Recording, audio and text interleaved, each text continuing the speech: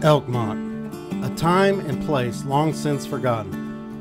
In 1908, the town of Elkmont was established by the Little River Lumber Company as a base for its logging operations in the upper Little River and Jakes Creek areas. 2 years later, the company started selling plots of land to hunting and fishing enthusiasts from the Knoxville area. Just south of the logging town, they established the Appalachian Club. In 1912, on a hill overlooking the town of Elkmont, they constructed a resort hotel known as the Wonderland Park Hotel. In 1919, a group of Knoxville businessmen purchased the Wonderland Park Hotel and established the Wonderland Club. For the next 2 decades, both the Appalachian Club and Wonderland Club became an elite vacation spot for the East Tennessee's wealthy, where they would gather and socialize. In the 1930s, when the national park was created, most all of the Elkmont's cottage owners were given lifetime leases. But in 1952, they were converted into 20-year leases and were renewed in 1972. But the national park refused to renew the leases in 1992. The hotel and cottages were to be removed under the park's general management plan. But in 1994, the Wonderland Hotel and several dozen of the Elkmont cottages were listed on the National Register of Historic Places as Elkmont Historic District, Great Smoky Mountains National Park. This led to a 15-year debate over the fate of these historic structures.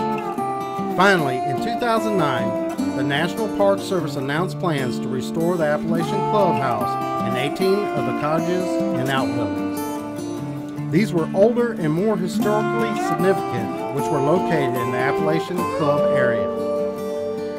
The plans are also to remove all other structures, which include the Wonderland Annex, the main hotel that had already collapsed in 2005. Restoration has since begun to bring back the beauty of these long ago abandoned structures.